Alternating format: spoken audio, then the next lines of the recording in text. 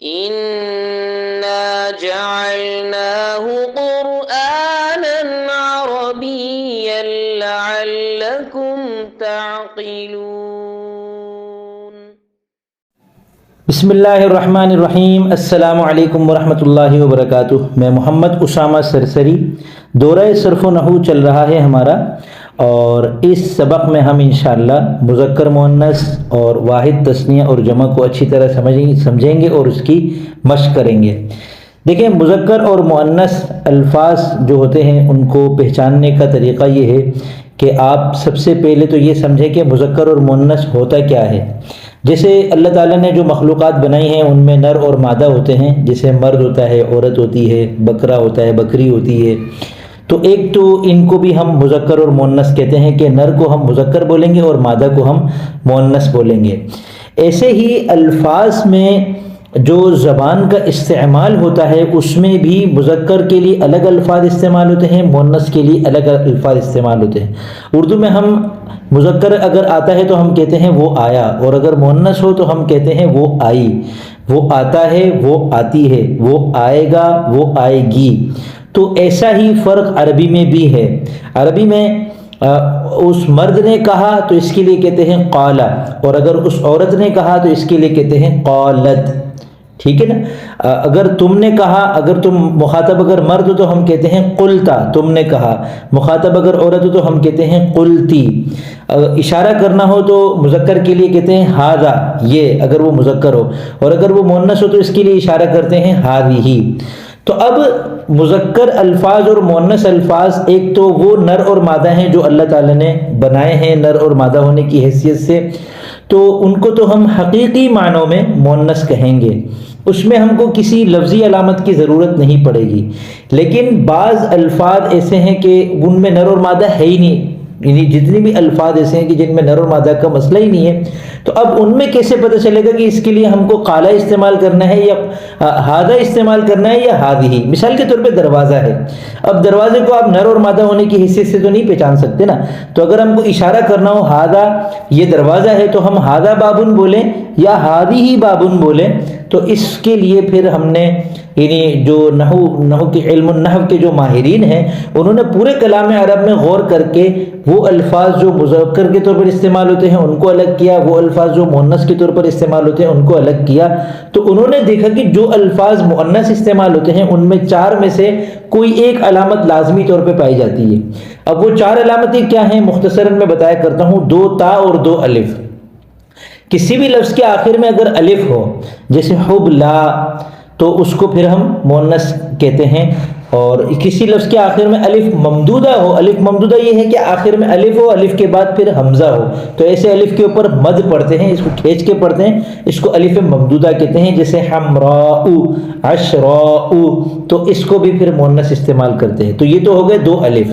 2 تا جو ہیں ان میں سے ایک تو گول تا ہے. کسی بھی لفظ کے آخر میں گول تا ہے تو آپ آنکھ بند کر کے اس کو مؤنث کہہ دیں گے، اس کو مؤنث کے طور پر برتیں گے. ظلمتن اندھیرے کو کہتے ہیں. تو اندھیرا اردو میں مذکر ہے، یہ اندھیرا ہے، اندھیرا ہو گیا، اندھیرا ہو گئی نہیں کہتے.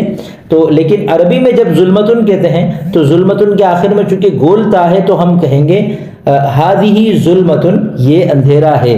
تو اب یہاں ھذا نہیں بولیں گے، ھذہ بولیں گے. ایک تو ہو گئی یہ والی تا. 2 تا اور 2 الف میں 2 الف آپ نے سمجھ لیے، ایک تا سمجھ لی. دوسری تا جو ہے وہ تائے مقدرہ کہلاتی ہے. یعنی بہت سے الفاظ ایسے رہ گئے کہ ان میں نہ الف ممدودہ ہے، نہ الف مقصورہ ہے، نہ گول تا ہے، نہ وہ حقیقی طور پر کوئی مادہ ہیں، لیکن ان کو عرب جو ہے وہ مؤنث استعمال کرتے ہیں. تو ان میں ہم نے تا فرض کر لی، اس کو تائے مقدرہ کہتے ہیں، اور ان کو مؤنث کے طور پہ برتا جاتا ہے. وہ چند الفاظ ہیں، ان کی فہرست آپ کے سامنے نظر آ رہی ہوگی ابھی. ان الفاظ کو آپ ایک دفعہ اچھی طرح غور کر لیں، سمجھ لیں، ذہن نشین کر لیں. تو یہ الفاظ جب بھی کلام عرب میں آپ کے سامنے آئیں گے آپ ان کو مؤنث کے طور پر استعمال کریں گے انشاءاللہ. تو یہ تو ہو گئے مذکر اور مؤنث کو پہچاننے کا طریقہ. کسی بھی لفظ میں آپ دیکھیں کہ 2 تا یا 2 الف میں سے کوئی ہے تو وہ مؤنث ہے، ورنہ وہ مذکر ہے. اب آتے ہیں واحد تثنیہ اور جمع کی طرف. دیکھیں، ایک ہوتا ہے واحد اور ایک ہوتی ہے جمع. تو واحد اور جمع تو آپ نے سنا ہی ہوگا، جیسے کتاب واحد ہے، کتابیں اس کی جمع ہیں. عربی میں ان دونوں کے درمیان میں ایک تیسری چیز بھی ہے جس کو ہم تثنیہ کہتے ہیں. اور وہ ہے دو، کوئی بھی دو چیزیں ظاہر کرنی ہو تو عربی میں 3 درجے ہیں. کسی بھی چیز کے بارے میں بتانا ہے کہ وہ ایک ہے تو اس کے لیے وہی لفظ آتا ہے جو اس کی عربی ہے، جیسے کتابن ایک کتاب. لیکن اگر ایک سے بڑھ کر کتابیں ہیں تو اب وہ 2 ہیں یا 2 سے زیادہ ہیں تو یہ اس پر دیکھتے ہیں. اگر 2 کتابیں ہیں تو پھر اس کے لیے لفظ آتا ہے کتابانی اور کتابینی، یعنی لفظ کے آخر میں الف یا یا کا اضافہ کرتے ہیں اور آخر میں نون کا اضافہ کرتے ہیں، جو مضاف ہونے کی صورت میں یہ نون گر جاتا ہے. تو کتابانی کا مطلب ہے 2 کتابیں، اور کتابہ زیدن کا مطلب ہے زید کی 2 کتابیں. اب یہ مضاف ہونے کی صورت میں نون گر گیا. اسی طرح کتابینی 2 کتابیں اور کتابی زیدن زید کی 2 کتابیں، یہ بھی نون گر گیا. اب آپ کے ذہن میں آ رہا ہوگا کہ کتابانی اور کتابینی میں کیا فرق ہے. تو کتابانی مرفوع ہے اور کتابینی حالت نصبی اور حالت جری میں استعمال ہوتا ہے. مرفوعات 8 ہیں، منصوبات 12 ہیں، مجرورات 2 ہیں. ان سب کو میں نے اپنے نحو کے کورس میں تفصیل کے ساتھ سمجھا دیا ہے. انشاءاللہ اس دورے میں بھی اگر اس کی باری آئے گی تو اس کو بھی انشاءاللہ ہم تفصیل سے سمجھیں گے اور اس کی مشق بھی کریں گے انشاءاللہ. اس کے بعد پھر تیسرا درجہ آتا ہے جمع کا، جسے ہر زبان میں واحد کی جمع ہوتی ہے. کتاب کی جمع کتابیں، کیلے کی جمع کیلے، کیلا واحد ہے، کیلے اس کی جمع ہے. تو ایسے دروازہ ایک ہے اور دروازے کئی سارے دروازے. تو عورت کی جمع عورتیں، ہوا کی جمع ہوائیں، نماز کی جمع نمازیں نمازوں. ایسے ہی عربی میں بھی ہر واحد لفظ کی جمع ہوتی ہے. اب آپ کے پاس جو عربی ڈکشنری ہوگی نا تو اس میں آپ کو اردو سے عربی اگر ڈکشنری ہے، جیسے قاموس الجدید نام کی ایک ڈکشنری ہے، اس میں آپ کسی بھی لفظ کو تلاش کریں گے الف بائی ترتیب پر وہ لفظ آپ کو مل جائے گا. اس کے بعد آپ دیکھیں گے تو اس کا واحد لکھا ہوا ہوگا اور اس کے بعد جیم یا جمع کا لفظ لکھ کر آگے اس کی جمع بھی بتائی جاتی ہے. جیسے کتاب کی جمع ہے کتبن، رسول کی جمع ہے رسولن، بابن کی جمع ہے ابوابن. باب کہتے ہیں دروازے کو اور ابوابن کا مطلب ہے کئی سارے دروازے. تو اب تثنیہ کو تو پہچاننا آسان ہے کہ رجولانی رجولینی، کتابانی کتابینی، یا پھر نون گر جائے گا اضافت میں تو کتابہ کتابی. تثنیہ تو ہم کو پتہ چل جائے گا، الف اور یا آخر میں ہوگا تو اس سے پتہ چل جائے گا. لیکن اگر کوئی لفظ تثنیہ نہیں ہے تو وہ واحد ہے یا جمع ہے، یہ صرف آپ کے حافظے پر موقوف ہے کہ آپ کو پتہ ہونا چاہیے کہ ہاتھ کو عربی میں یدن کہتے ہیں، اور موت کو عربی میں موت کہتے ہیں، زندگی کو عربی میں حیات کہتے ہیں، اور حیات کی جمع حیوات ہے، یا اور کوئی جمع ہوگی مجھے اس کی یاد نہیں ہے ابھی، اور موت کی جمع اموات ہے. تو یہ آپ کے حافظے پر منحصر ہے. ٹھیک ہے، تو یہ واحد تثنیہ اور جمع کا چیپٹر مکمل ہوا. پھر جمع کی کئی ساری اقسام آگے آتی ہیں، ابھی ان کو رہنے دیں کیونکہ ابھی ہم مشق کر رہے ہیں. ابھی ہم علم النحو کے اندر جمع کو نہیں سمجھ رہے. علم النحو کے اعتبار سے جو جمع کی اقسام ہیں، ان کی جو معنویت ہے، ان کے اندر جو توڑ پھوڑ ہوتی ہے، وہ میں مشق کے دوران آپ کو ان کے نام بتا دوں گا. ابھی فی الحال اتنا کافی ہے. اس میں بھی ہمارے تقریباً 8 منٹ لگ گئے صرف اس کو سمجھنے میں کہ مذکر مؤنث اور واحد تثنیہ جمع ہوتا ہے کیا ہے. میں یہ چاہ رہا ہوں کہ کوئی اگر پہلی مرتبہ ویڈیو دیکھ رہا ہوں نا تو اس کا بھی فائدہ ہو جائے. ٹھیک ہے، اب آتے ہیں مشق کی طرف. سورہ ملک کھول لیں، آپ کو انشاءاللہ ویڈیو میں بھی دکھا دوں گا میں.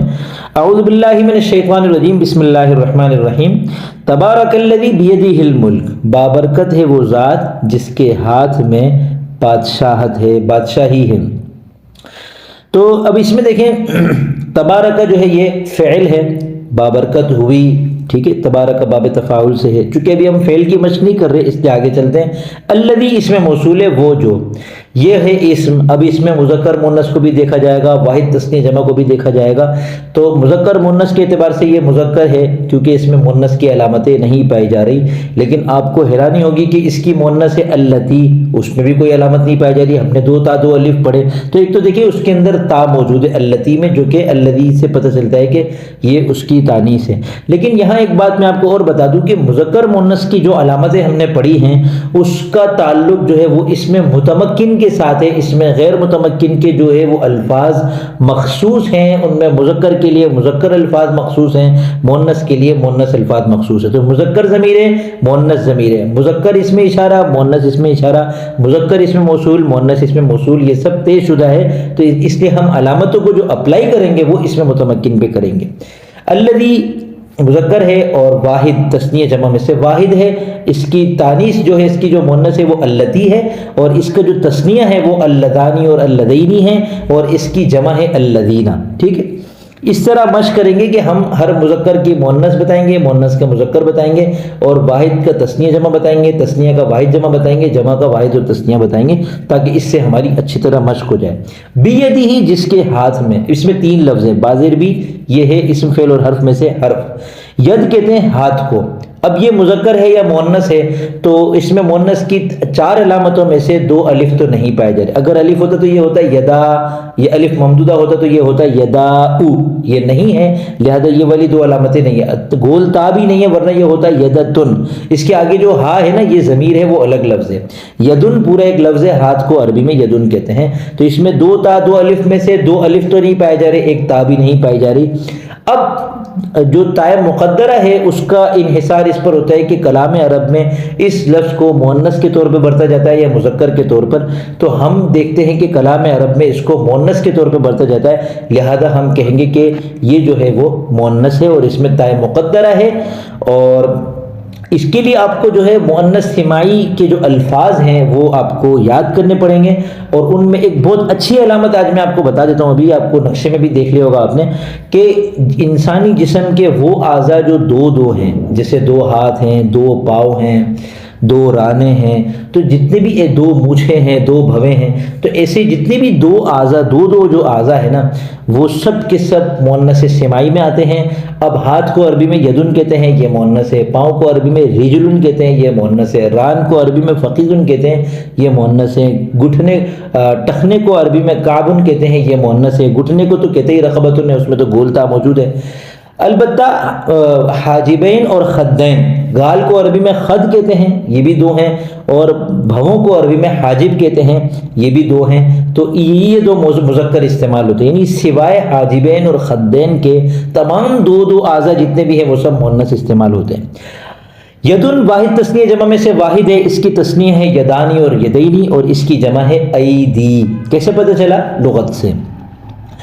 آگے ہے بیدی ہل ملک، ہی جو ضمیر ہے اس میں غیر متمکن ہے، مذکر کی ہے اور واحد کی ہے۔ تثنیہ کے لیے ہما آتا ہے اور جمع کے لیے ہم اور ہنہ آتا ہے، اور مؤنث کے لیے ہا الف ہا آتا ہے، ٹھیک ہے۔ بیدی ہا ہوتا ہے اگر مذکر کی طرف لوٹانی ہوتی ہے، لیکن چونکہ اللتی الذی ہے، اگر الذی کی جگہ اللتی ہوتا تو یہ ہوتا اللتی بیدی ہا، لیکن چونکہ الذی ہے اس کی طرف یہ ضمیر لوٹ رہی ہے جو کہ مذکر ہے، تو یہ ہے بیدی ہی۔ اگلا لفظ ہے الملک۔ الملک کا مطلب ہے بادشاہت، چونکہ الف لام داخل ہے، پتہ چل گیا یہ اسم ہے۔ اب ہم مشق کر رہے ہیں مذکر اور مؤنث کی، تو 2 تا اور 2 الف اس میں نہیں پائے جا رہے، کلام عرب میں اس کو مذکر ہی برتا جاتا ہے، لہذا یہ مذکر ہے۔ واحد تثنیہ جمع، اچھا اس کی تانیث نہیں ہے، ہر لفظ کی تانیث نہیں ہوتی ہے، ٹھیک ہے۔ یعنی ملکتن اگر ہم کہیں تو یہ ضروری نہیں ہے کہ ہر لفظ کی تانیث بھی ہو، کبھی ہوتی بھی ہے، اور کبھی گول تا لگاتے ہیں 1 کا عدد بتانے کے لیے، 1 کا عدد، ٹھیک ہے نا، تو وہ 1 مراد ہوتا ہے، لیکن اس گول تا لگنے سے بھی وہ لفظ پھر مؤنث ہو جاتا ہے۔ واحد تثنیہ جمع میں سے واحد ہے، اور اس کی تثنیہ ہے ملکانی اور ملکینی، اور اس کی جمع ہے املاک اور ممالک، اردو میں پھر اس کو ہم ممالک کہتے ہیں، تو یہ اسی مملکتن کی جمع ہے وہ، لیکن ملک کی جمع بھی اس کو کہہ سکتے ہیں، واللہ عالم۔ اب اس کی مزید تفصیل دیکھنی ہو تو کسی بھی لغت کو کھول لیں اور اس سے آپ کو تحقیق سامنے، کیونکہ ابھی ہم الملک کی تحقیق نہیں پیش کر رہے ہیں، ہم الملک کو سمجھنے کی مشق کر رہے ہیں، ٹھیک ہے۔ تو اس میں اور آپ برابر ہیں، اور جو ہمیں معلوم ہے وہ معلوم ہے، جو نہیں معلوم وہ ہم کہہ دیں گے کتابوں میں دیکھ لو۔ وَهُوَ عَلَى كُلِّ شَيْءٍ قَدِيرٌ، واو کا مطلب ہے اور، یہ حرف ہے، ہوا ضمیر ہے، اور اس میں غیر متمکن میں سے، اس میں غیر متمکن کی مشق ہم الگ سے کریں گے انشاءاللہ۔ اعلیٰ کا مطلب ہے پر، یہ بھی حرف ہے۔ کل کا مطلب ہے ہر، یہ اسم ہے، مذکر مؤنث میں سے مذکر ہے، اور واحد تثنیہ جمع میں سے واحد ہے۔ تثنیہ اس کی بنے گی کلانی کلینی، لیکن استعمال نہیں ہوتی۔ کل کا مطلب ہے ہر، اب ہر کی کیا تثنیہ استعمال کریں، ٹھیک ہے، اور اس کی جمع بھی نہیں بنتی۔ شیئن کا مطلب ہے چیز، کوئی بھی چیز، شیئن، تو یہ مذکر مؤنث میں سے مذکر ہے کیونکہ مؤنث کی کوئی علامت اس میں نہیں ہے، اور واحد تثنیہ جمع میں سے واحد ہے، اس کی تثنیہ بنے گی شیئانی شیئینی، اور اس کی جمع ہے اشیاء، ٹھیک ہے۔ قدیر، یہ مذکر مؤنث میں سے مذکر ہے، اور اس کیونکہ اس میں علامت تانیث 2 تا 2 الف میں سے نہیں پائی جا رہا کوئی بھی، اور واحد تثنیہ جمع میں سے یہ واحد ہے، اس کی تثنیہ بنے گی قدیرانی اور قدیرینی، اور اس کی جمع کیا ہے مجھے نہیں معلوم، میں لغت میں سے دیکھ لیتا ہوں ابھی فوراً۔ ابھی میں نے ویڈیو کو روک کر لغت میں دیکھا لیکن مجھے اس کی جمع نہیں ملی. ٹھیک ہے, آگے ہے الذی خلق الموت والحیات لیبلوکم ایکم احسن عملا وہو العزیز الغفور.